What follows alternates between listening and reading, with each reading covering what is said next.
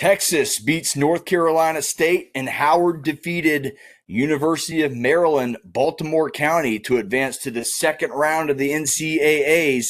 The second night of play-in games are currently underway as we speak, and the best day in sports in terms of the calendar here takes place tomorrow, the first day of the 64-team bracket. Hello and welcome to the 226th edition of ATL Prime Sports. I'm Jurjevich. Joining me this evening is my fabulous producer, Wayne Ridenauer, and you can catch us all at ATL Prime Sports across the board: Facebook, X, Instagram, YouTube, Apple, and Spotify. And as always, if you like the content, shuffle on over to that like button, give it a like, strike that bell so you get notified for our latest content, and give us a review on Apple and Spotify. Follow us personally on X at JJGetYouOne for myself, at RWY Jr. for Wayne, at Corder Todd for TC Todd Corder, who is out umpiring some baseball tonight, and at LG for Real, though, who is Rome Emperor's orientation for his third or fourth season there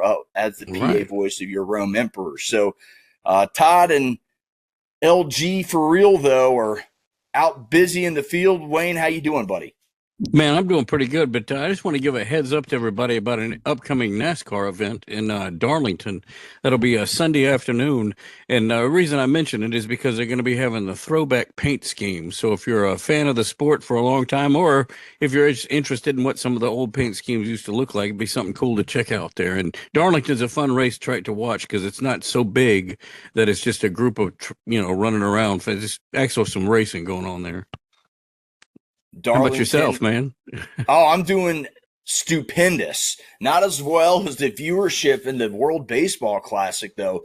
The World Baseball Classic saw a 142% increase over Fox Sports 1, and Fox Sports 2 from the previous World Baseball Classic. Love to see the game of baseball grow internationally. What's on tap for today's show? Dave Cohen gives us the GSU Sports Report. It's the NCAA tournament, and we reveal our Final Fours and some fun news and notes about your bracket. And, of course, we'll talk about the USA's loss in the World Baseball Classic. Without further ado, Dave Cohen joins us. Troy is dancing from the Sun Belt. The Panthers are 11-11 on the baseball season. The voice of the Georgia State Panthers, Dave Cohen, joins us for the GSU Sports Report. Dave, as always, thanks for coming on, man. How are you this evening? I'm good, guys. Great to be back with you. And is this not one of the better times of the year in sports? The first couple of 3-4 nights of the NCAA tournament, when we see the high seeds take on those low seeds. And, the one thing that I look forward to most, it's not the Power 4 games that we're going to see later on. It's the opportunities of the group of 6 programs, the conference champions that have earned that automatic bid and earned their way into the NCAA tournament, the opportunity to see this early couple of rounds when you get a chance to see some of the upsets and some of the great games. When you look back over the history of the NCAA tournament, every year they show some of the outstanding shots. In many of those games, it was a double-digit seed taking out a single-digit seed. And personally, that's what I like best about the NCAA basketball tournament, because everybody gets a shot. Yeah, everybody gets a shot. You get 16 games on Thursday. You get 16 games on Friday. And we'll get into a little bit of this talk. But, there was talk to increase the tournament teams from like 68 to like 72 or 76 or 82. I've heard as much as 96. Imagine what that would do to the amount of games on Thursday and Friday. Would that nearly double the games? So you'd have like nearly 24 games, 22, 24 games like that. How about that if that happens, huh? Well, if that was to happen, and I hope that it does not, the NCAA tournament does not need a fix. It's perfect. No. It's fine just the way it is. And I cannot remember the head coach's name. Oh, I think it was Frank Martin, who's back at UMass, but the former head coach at South Carolina, poignantly said in an interview about the expansion of the tournament, and he's right about this, about what I'm about to say, and you may have seen it.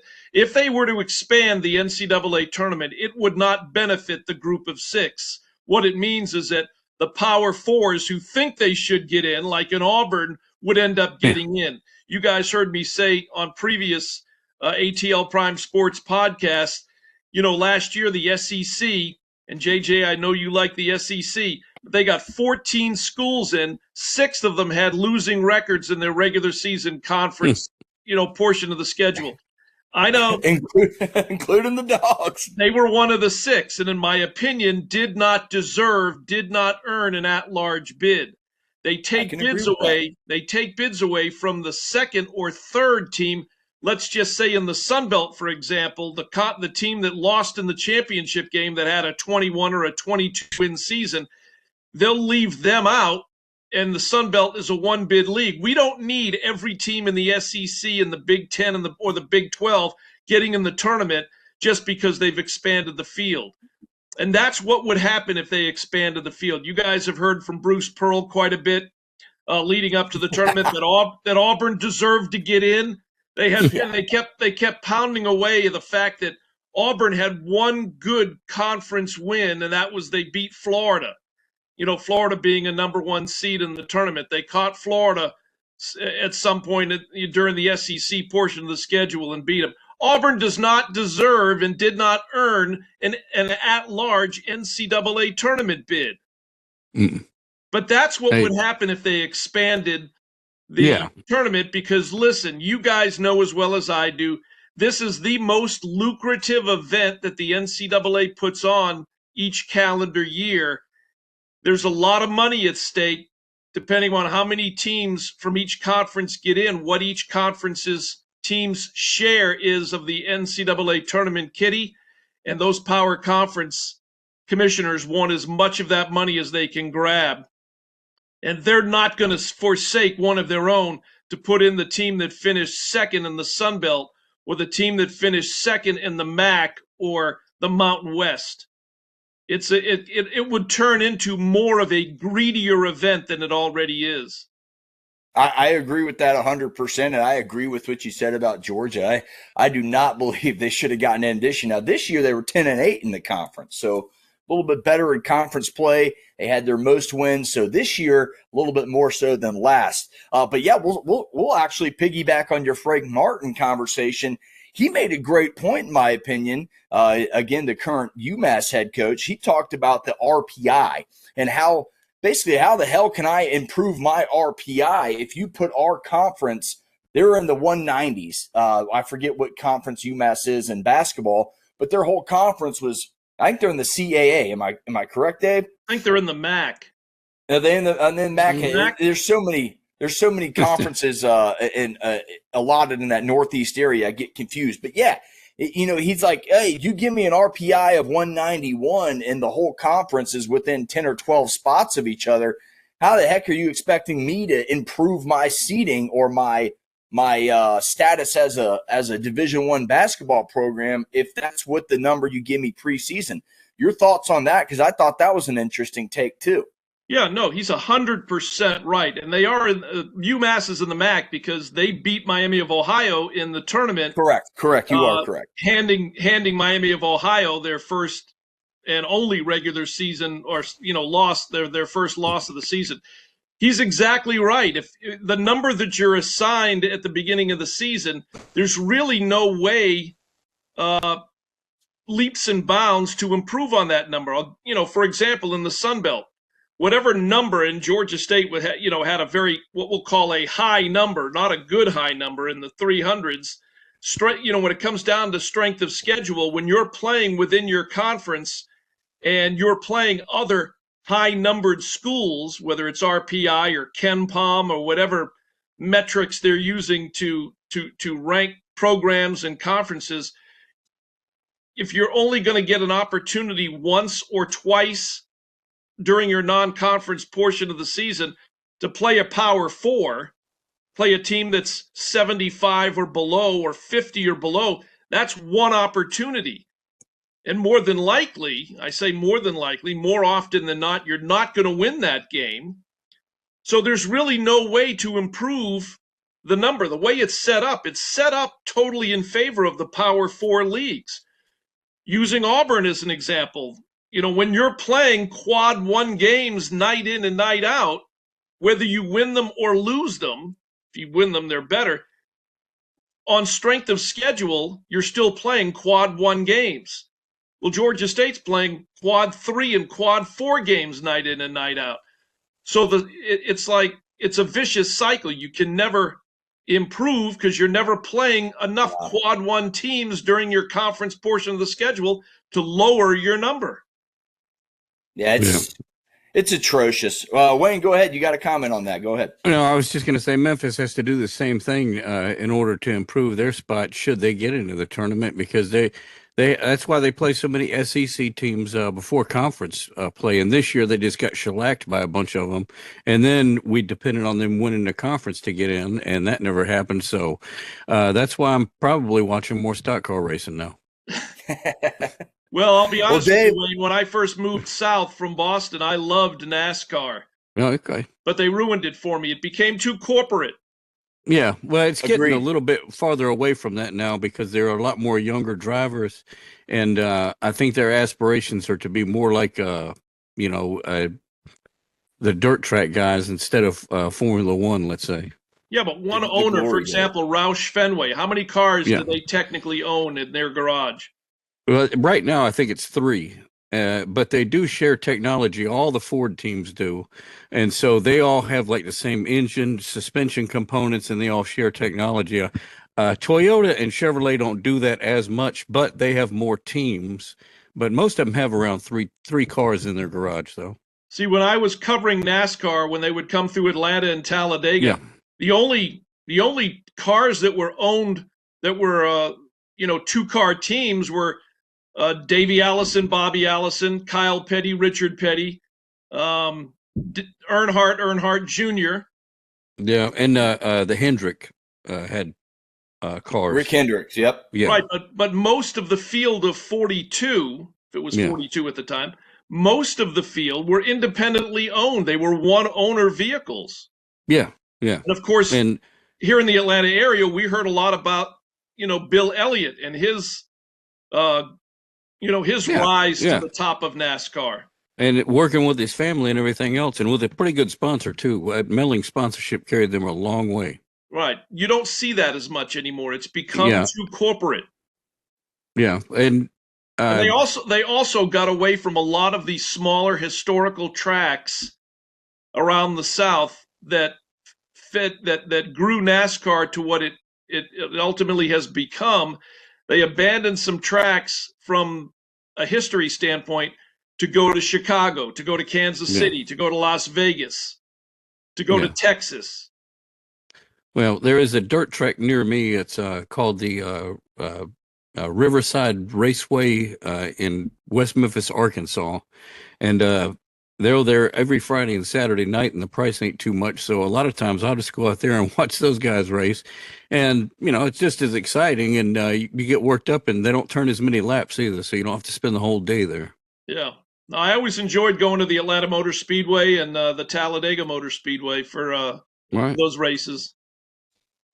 We'll jump back into the NCAA tournament, as NASCAR is exciting currently with MJ on top of everything again. It's pretty cool.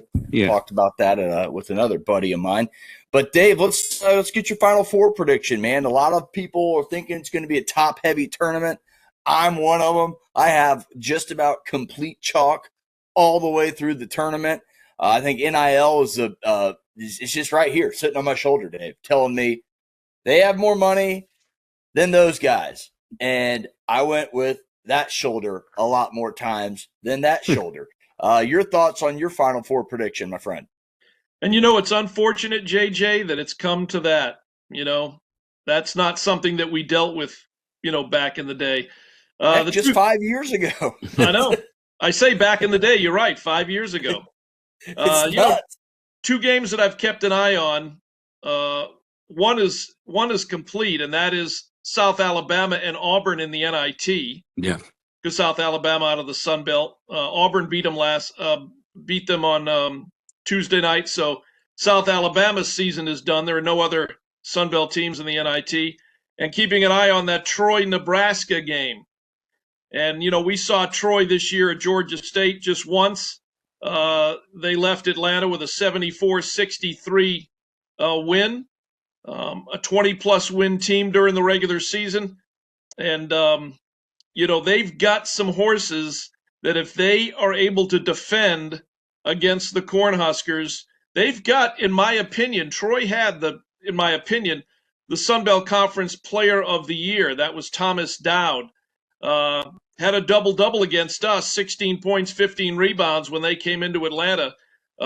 He had a double-double in their win over Georgia Southern in the Sun Belt Conference Championship game a couple of weeks ago down in Pensacola. But he is surrounded by really, really good players. And, I say that, look, they won they went through the Sun Belt Conference tournament. They only had to win 2 games because they went in as, I think, the number one seed. But along with Thomas Dowd, they've got some players. They got the Campbell brothers in the backcourt that are both, as long as they can handle whatever pressure Nebraska throws at them. They did get some good news today. Theo Seng, who averages double digits and about 5 or 6 rebounds. I think he's about 12 points, 5 or 6 rebounds. He has been out, in the last couple of weeks. He is, Scott Cross, their head coach, said that he will be available for the tournament. And then they've got a couple of other players, Carrington Keel and Jarrell Bellamy. They've got guys that can score. If they can defend, and there's not that much of a size difference in the paint area, Troy can give them a run for their money. And it's one of those things when you're in that situation, don't get down by too many points at halftime. And then you got to be able to defend, and you got to make shots as you start the second half, and as you get to that 8 to 7 minute mark. How close are you? Unless you have the lead, you got to stay within striking distance. Hope that you can knock down some threes to clear out the lane a little bit. But I'm looking forward to watching that game to see how a Thomas Dowd, a Victor Valdez, a Theo Seng can operate in and around the paint area against the Nebraska Cornhuskers. And there's a few other games I keep an eye on. I really like what Rick Pitino has done resurrecting St. John's basketball. They go in as a number 5 seed, and if they beat Northern Iowa and Kansas beats Cal Baptist, you're going to have a 4-5 showdown in that region. And, as much as people talk about Duke, personally, I'm tired of seeing Duke. I give them all the credit in the world. They're a great program. One of my more memorable trips with Georgia State when Rob Lanier was our head coach, we played at Duke one night. And so got to go to Cameron Indoor Stadium and walk the halls and call a game on radio from there. That was cool, but I'm not a Duke fan. I just give them credit for what they're able to do year in and year out. But I'd love to see like a St. John's and a Kansas game. And the other game that I'm interested to watch is South Florida and Louisville. It's been a lot of talk about Brian Hodgson, who was formerly the head coach at Arkansas State before taking the South Florida job, and the job that he has done down there with the Bulls down in Tampa. I'm looking forward to that game against Louisville.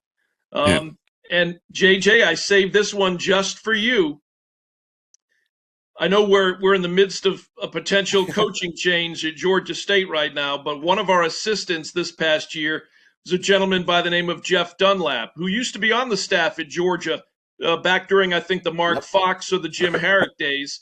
His son plays at St. Louis. So we've had a chance to watch some St. Louis Billiken basketball this year. And who do the Georgia Bulldogs play? The Billikens. St. Louis. The Billikens of St. Louis. Now, I've never met his son. I've seen him only on television.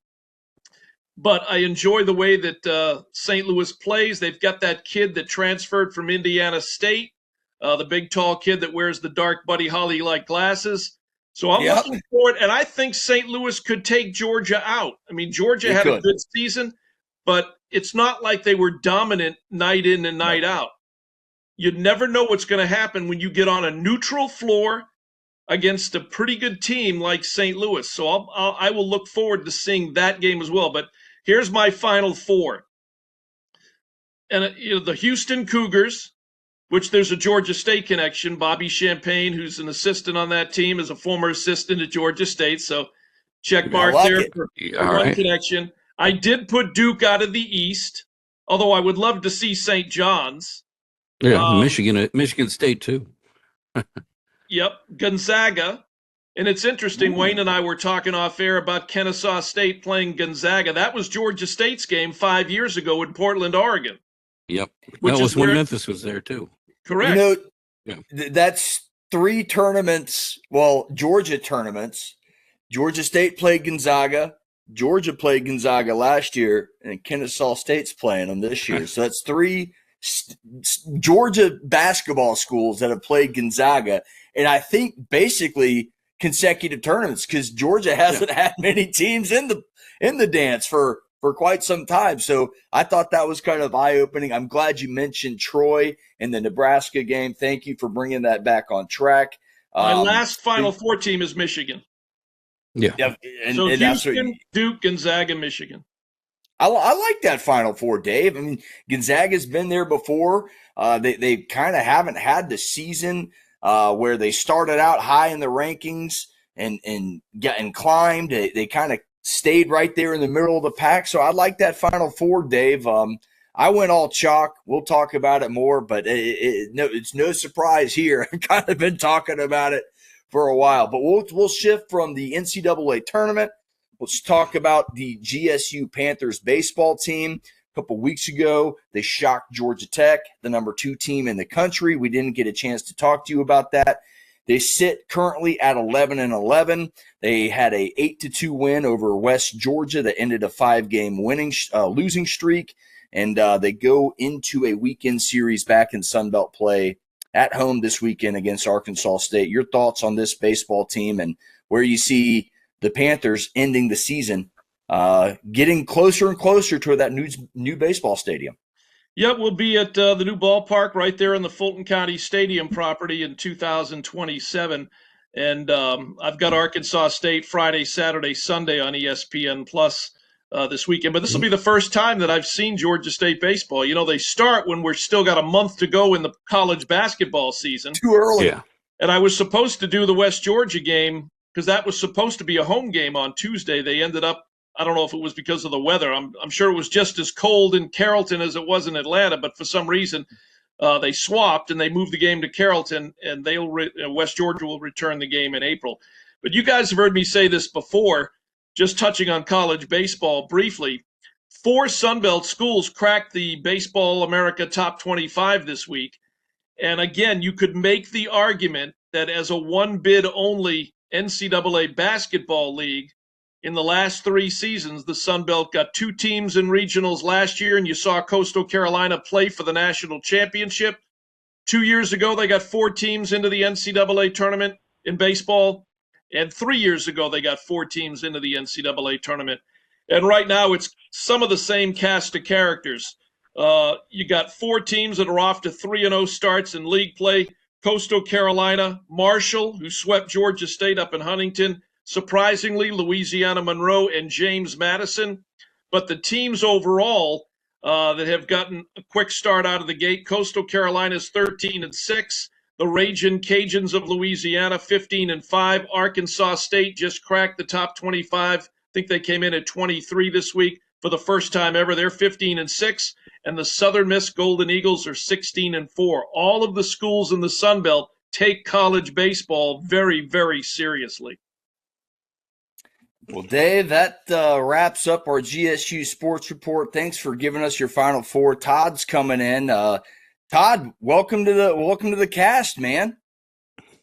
Hey, thank you very much. I don't have a whole lot of time, but thank you for thanks. I appreciate it. Dave, how are you? I'm good, Todd. How are you? Good. So Georgia State baseball, like you mentioned, it's taken very seriously in that conference.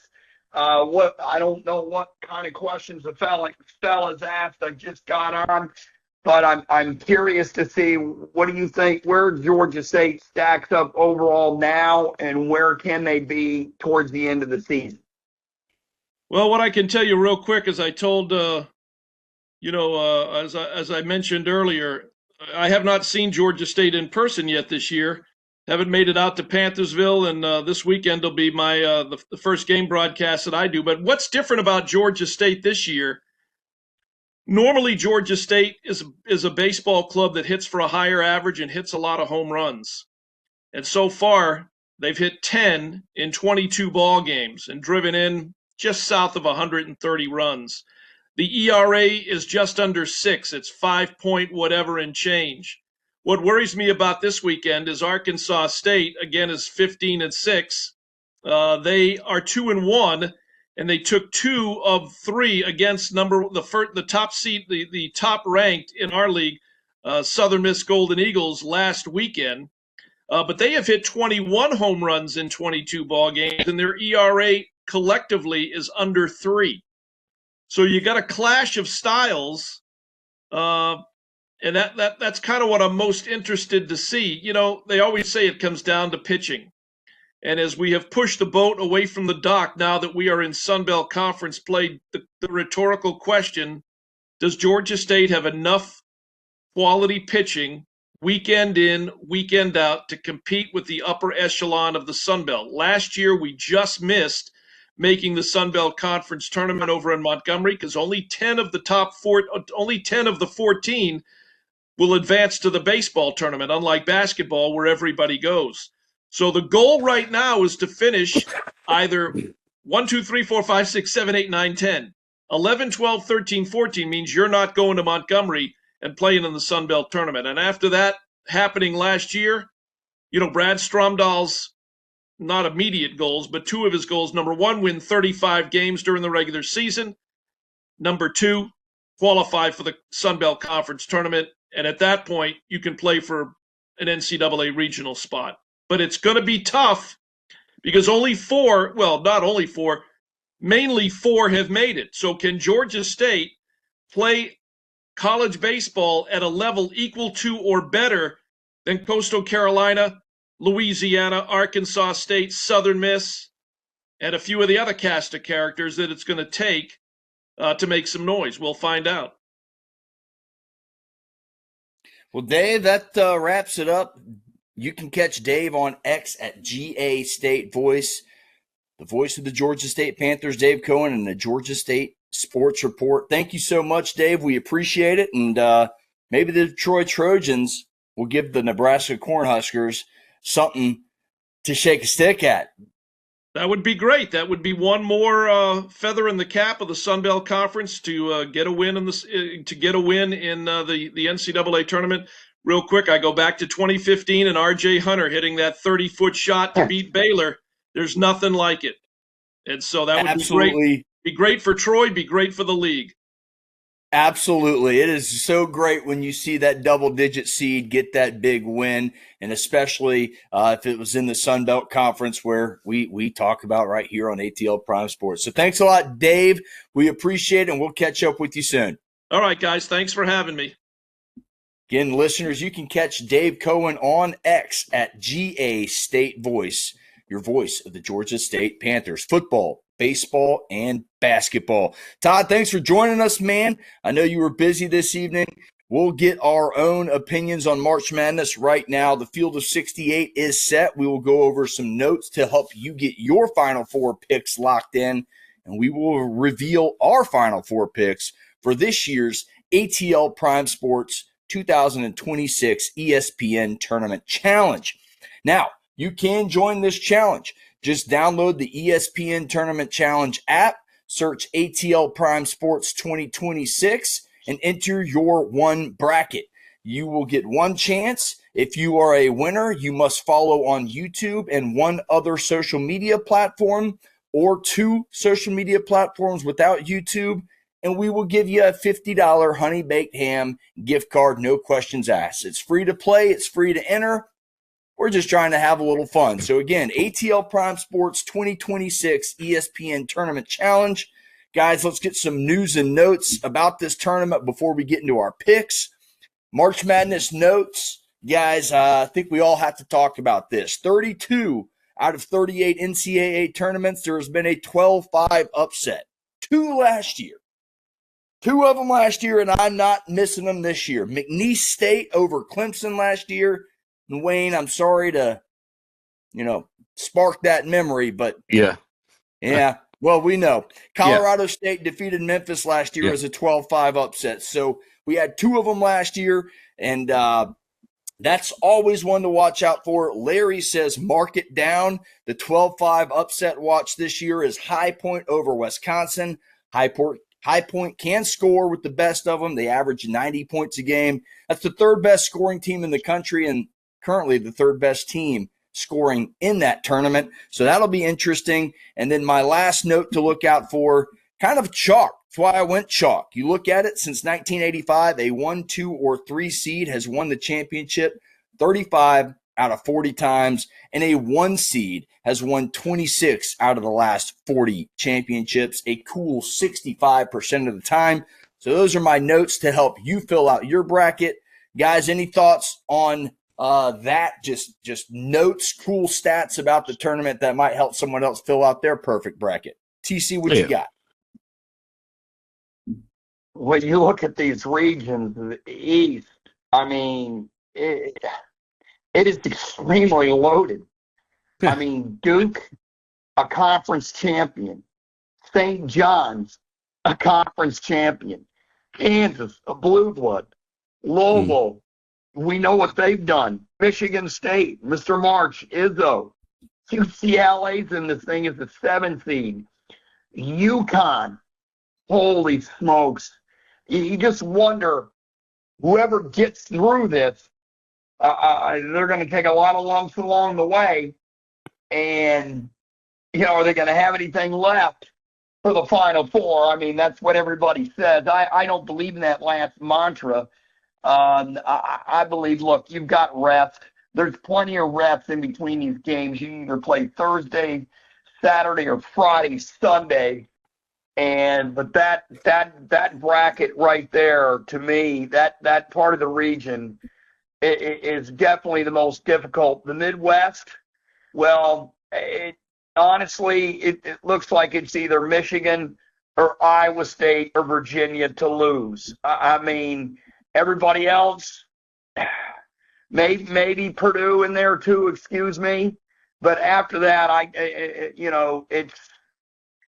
Purdue's actually in the West, excuse me. So when you look at it, that Midwest bracket, that's one of the ones that if you're a team, you want to be in that bracket because that East is loaded. JJ, you mentioned it, the ones you're going chalk. I don't see that this year, especially Duke from an injury standpoint. That's pretty critical. Florida got spanked by Vanderbilt, and they only beat Vanderbilt by 4 the first game they played them. They could meet in the South region as well. Defensive teams like Houston and Michigan State, their defense can carry them a long way. The question is, can they get enough points? That's where I see this tournament. I see Arizona. I see Arizona was one of the teams beat for sure. Wayne, what you got, man? Some notes, and then we'll reveal our picks. Something that you're looking forward to, maybe a game, a niche. I like always talking about the 12-5 upset because it happens so often, and I like talking about the top end of the chalk every year because it just kind of helps people hone in on their skills. What's something you're looking out for in this bracket? Todd was mentioning the seedings, the brutal draw in the East bracket. What's your thoughts on the 64-team bracket as it dwindles down right now? Well, really, there's only 2 teams that I'm interested in watching play because I'm predicting them to go to the Sweet 16 at least, and that's St. John's and Arkansas because I liked their coaches, And the other one that I've picked is my only upset is going to be I've got Kennesaw State beating Gonzaga in the first round. And maybe that's a revenge thing for me. Maybe that's why I'm picking them. I like it. I mean, it's always fun to pick that big upset. And believe it or not, you've seen quite a few 14s beat some 3s recently. So they've had some success. A couple 14s that made that run. Let's go ahead and get into it. We'll go ahead. We'll reveal Larry's Final Four. As I mentioned, Larry one of his 12-5 upsets. He has High Point over Wisconsin, but Larry's got 1 and 2 seeds in the Final Four. He's got Duke versus Houston, Arizona versus Iowa State, and he has Duke winning it all over Iowa State.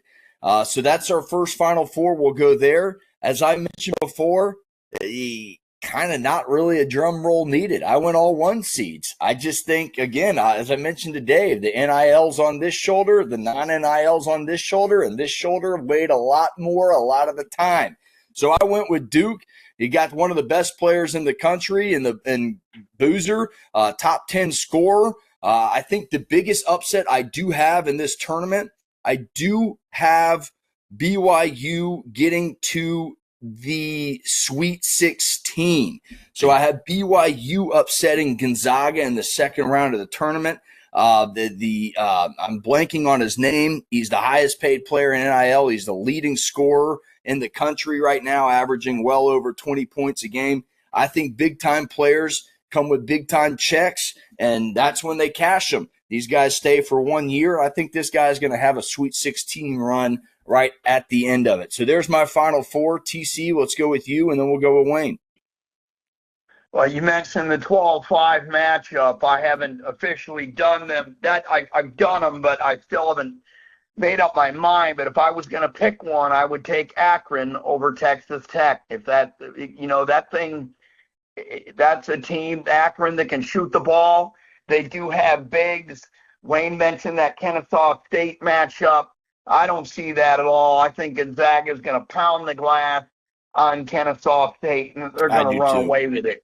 These big games, it's all about in the first round. What the difference is between the group of 5 and the Power 4, whatever you want to call them, is the front court play. The back court play somewhat similar with a lot of these schools, but these bigs make a huge difference. And to me, that's why you see, you mentioned the stats earlier about seeds 1, 2, and 3 winning this thing so frequently. It's because of the interior play. Mm-hmm. Now down, it's AJ DeBanza. That's what DeBanza. Excuse me. Oh yeah, great player. Is the leading scorer for BYU. Name was blanking me. It just came in. Sorry to interrupt you, but Todd, go ahead. Give us your Final Four, man. No, and one more before I do that. Purdue playing Queens. I had Jacksonville. I did a bunch of play-by-play for Jacksonville and some color for the Dolphins and the ASUN. And the team to come out of the ASUN, I had them, was Queens College up there in Charlotte. This is their first time in the NCAA tournament. Only their fourth. This is the first year that they can qualify to get in the NCAA tournament Queens as a D1 participant. Yep. Correct. And this is only their 4th year in Division I basketball, and their gift is getting a Purdue team who's really big, and their guard play is really good. I'm not sure how long Queens can stay in it, but best of luck to them. And I like their coach because he's really good friends with Vince Alexander, who's a coach at Clayton State, which I do their games. Let's go ahead and broadcast their games for the Lakers. Go ahead and go to my Final Four. I wrestled with this, especially in the East region. It's just absolutely brutal. Golly. I mean, I got Vandy beating Florida, Michigan State beating UConn, Duke beating Arkansas, Duke beating Kansas, and then I have Michigan State upsetting Duke. So I've got the Spartans taking it there, and then that leads to my Final Four. I've got Houston coming out of the South. They'll defeat Vanderbilt. So I've got Michigan State playing Houston. That's half my Final Four. In the West, I've got Arizona beating Gonzaga in the Elite Eight, and Michigan just getting by Virginia. So I have 1 and 3 in the West and Midwest, 1 and 3 in the East, and a 5 and 2 coming out of the South. So my Final pretty Four much then chalk would for be you, Todd. No, pretty much it's not chalk. close. I mean, if a 1, 2, or 3 seed is won it 36 out of the last 40 times, and you got a 1, 2, or 3 seed in your Final Four, I consider that pretty much chalk as well. I do. But I don't have it. 100%. I don't have 4 1s. It's still a top 3 seed. That was the whole point of why I said the 1, 2, or 3 seed. Yeah, so you got pretty much chalk as well. Well, I consider chalk. You've got 4 1s in there. I have a 3 it's happened seed twice. And Michigan State and Houston a 2 seed, and I do have Arizona and Michigan in the Final Four. I've got Arizona defeating Michigan. I've got Michigan State beating Houston, and Arizona beating Michigan State in the national championship game. My tiebreaker for how many points will be scored is 160. I've got them just edging Michigan State 82-80. That's going to be a heck of a game. Spartans' defense and Houston's defense, I believe, is what's going to get them as far as they're going to get them. And the big key for Michigan State is Fears. This kid, if he can break down, and he's broken down a lot of great guards this year, if he can get going offensively and have an Isaiah Thomas tournament a la 1981 for Indiana and set all the bigs up, and Michigan State has the bigs to compete, the Spartans can get that far. They don't name Tom Izzo Mr. March for nothing. Arizona, what can I say about them? This is just a fantastic basketball team that has been right at number 1 pretty much 2 all year round. And when you look at that club, JJ, I mean, they've got 6 guys that average in double figures, and points and rebounds is a double-double. So, this is a really good player, and Arizona is deep. They can rebound, and Michigan is deep too. You might have mentioned some of the Wolverine players earlier. I mean, Dusty May has done a great job in the transfer portal getting the Wolverines where they are. So that's my Final Four. Let's conversate. And you've been going on a spill. I agree with you. Michigan's really good. They're one of the best shot blocking teams in the country, along with Georgia. I like Florida a lot because they can rebound extremely well. Same with Arizona. That's why I went with Arizona in my Final Four as well. I got Arizona winning the whole thing over Florida.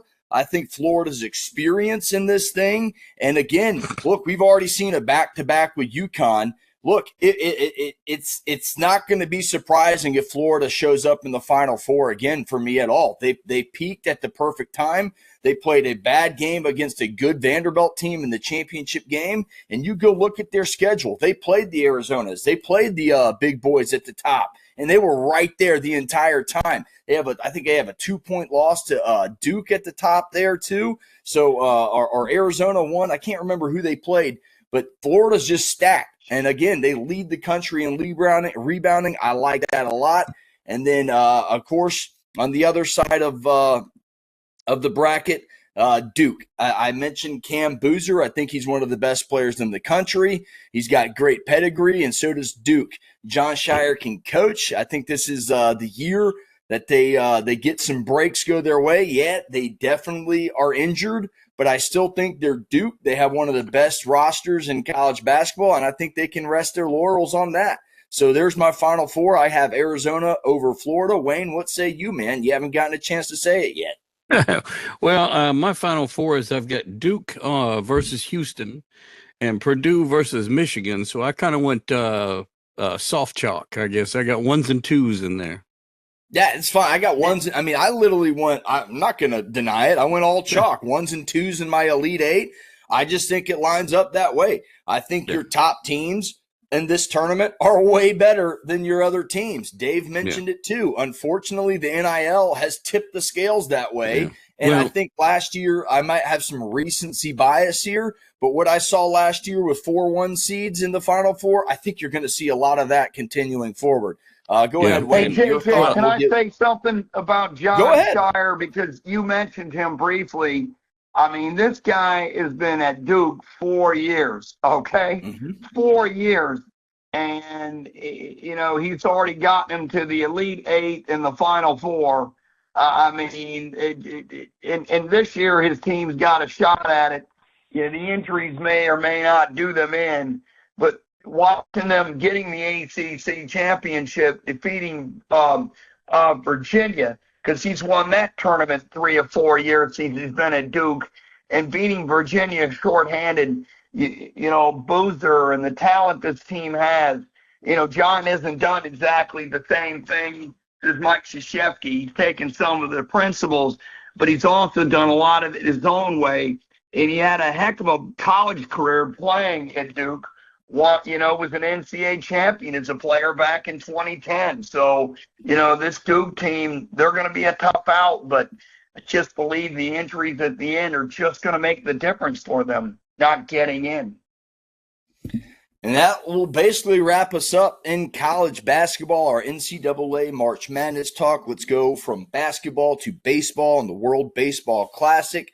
The U.S. loses the World Baseball Classic final 3-2 to Venezuela. Only 3 hits in the final. You can't expect to win with that little contact. Let's talk about it. Todd, we've talked about this off air at abundance. Only 3 hits, as I mentioned. One was a clutch bomb by Bryce Harper. Only 1 hitter got past first base, and that was Bryce Harper Tuesday night. 58 strikeouts in 7 games for this team. They just did not make enough contact. I think Venezuela, a formidable roster, no doubt, with Suarez, Acuna. They have one of the best hitters in baseball, and Luis Arias there on that squad as well. They got some pretty good pitching, so I don't think it's any pushover to say America lost to Venezuela. But let's look at it and say it definitely shouldn't have been as a struggle on the offensive side for the U.S. as it was the entire tournament. Todd, your thoughts?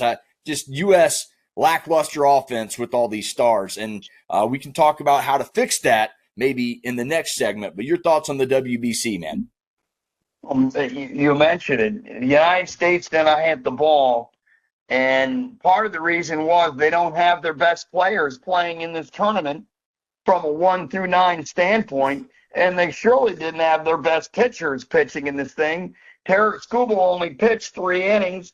Then he decided to go back to Detroit, throw 7 innings in spring training, whether that was a Skubal decision, a Tigers decision, an agent decision, or a combination of all the above. I just know that, they didn't have him for this championship game. And had they had him, he could have gone 7 innings there instead of going 7 innings in spring training. And instead, they pitch a kid in the championship game who has 8 games of Major League Baseball experience for the Mets and McLean. And, this is, to me, this is not – I just can't believe that they would not – Tarek Skubal would not pitch this game. He was sitting in the dugout. He wore the USA hockey jersey out like the rest of the players did. And it was Dylan Larkins of the Red Wings, yet he didn't participate in this game. It makes 0 sense. And I'm with Derek Jeter. Maybe he feels the same way Derek Jeter does. I'd rather pitch in the World Series for Detroit and get my $400 million and then pitch for this one winner-take-all game against Venezuela. To me, this game needs to be moved to a different part of the year. We'll talk about that in a minute as a tease. Perfect transition. Yeah, and I just don't understand why in the world we're not putting our best players out there, because Venezuela's best player is a career, 240-something hitter who strikes out 4 times the amount that he puts the ball in play. And I texted you guys last night that this game would come down to a small ball play, and it did. Venezuela stole the base, and I thought, okay. Venezuela's best player is Ronald Acuna. Right. Do not throw a fastball to Suarez. Throw him junk, make him chase. You'll get out of the inning even though the runner's on second base. What do? they throw him a fastball, and you know, that was the guy from Boston that did it, who really shouldn't have been pitching in that circumstance, because the manager used their closer half the game Mason Miller. and burned him for the championship game. It was there's no way we should lose to Venezuela in baseball, but we did. Yeah, and you mentioned winning. A perfect transition was, how do you get the best players in America to be at their best for this tournament? John Smoltz nailed it. Let's make this the All-Star break. Make the World Baseball Classic every fourth year the All-Star break. And you add a little bit longer All-Star break, make it about a week and a half. You have about 6 or 8 teams that qualify, and there's more logistics, and it's probably easier said than done. But that would be amazing to see what the NHL just accomplished a couple years ago in the four-nation face-off, and see something like the World Baseball Classic take off for the Midsummer Classic as well. Your thoughts on that? I think that is exactly what Todd is saying, folks. You get our best players. That's exactly what I'm saying. It's exactly what I'm saying, because everybody will be able to participate in the game. There won't be near as many opt-outs. You don't have to worry about the issues of spring training. You don't have to worry about the issues of someone's arm before the season starts. You're halfway through the season. It can be managed much better. You can take a much more experienced manager that's actually managing in Major League Baseball. I'm not saying he didn't know what he was doing, but he works in television. He's a former player, is DeRosa, and a good one, by the way. But you would get another experienced Major League manager managing these games along with a coaching staff, instead of just bringing in guys for a couple weeks to manage and then they go back to their lives. To me, that would give the United States a huge advantage in this thing, and also move it away from Miami so we actually can get a home field advantage. Put it in the middle of the country or something. It's just ridiculous that Dominican Republic had more fans than we did, and Venezuela.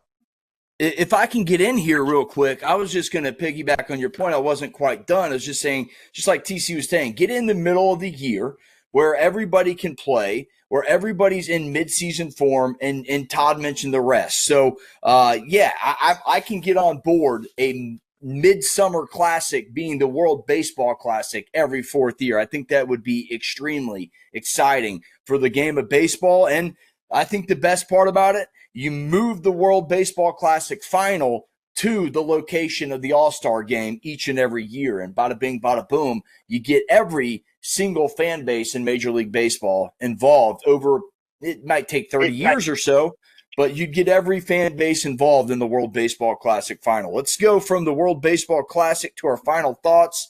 Guys, I'll tee this one off. It's something incredible just happened on Wednesday night as we were recording this podcast. Lionel Messi joined Cristiano Ronaldo with his 900th goal. I mean, that's a ton of goals, man. Lionel Messi has joined elite company, scoring his 900th goal Wednesday afternoon. He and Cristiano Ronaldo are the only soccer players in history to score 900 or more career goals. It's absolutely crazy that they are both playing their careers in the same era. It's just unbelievable to watch two of the best to ever do it at the same exact time. Wayne, your final thought for the evening, my friend. Well, my final thought, again, has to do with this tournament and everything, and I'm excited to see it. And I don't want to tip my hand as to who I'm going to say is the champion, but I will say that it's going to come down to a coach who is going to be able to remain calm under pressure. Because to me, that's the way you win these games, is you have to stay calm under pressure. And that's my final thought. I like it. TC, you're sending this out tonight, man. Two real quick. One, the Winter Paralympics. Congratulations to the United States. They defeated Canada. Not only did the men win the gold medal, the women won the gold medal, and now we win the Paralympics in hockey and win the gold medal. We get the trifecta. My first one is kind of what I said earlier briefly. I agree with Derek Jeter 100%. The World Series is bigger than the World Baseball Classic. Yes, playing for your country is huge. The WBC hasn't been around real long. The World Series has been around for over 100 years. The best players from USA are not playing in this. Steve John Smoltz, this is a tweet that you can do at Corder Todd, Corder Todd. No one plays baseball better than us, and I'll leave it at that. I know that the United States lost. Congratulations to Venezuela, but I'm sick to my stomach because there's no way in the world we should be losing in baseball. Just like baseball in America is like hockey to Canada. No way. The Canadians are going nuts losing us in hockey, and we're going to go nuts losing to Venezuela in baseball. I'm out.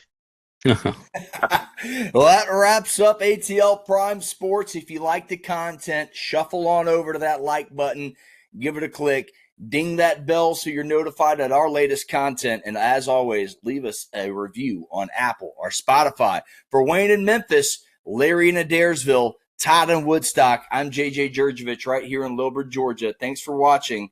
Get you one, and we'll see you next week.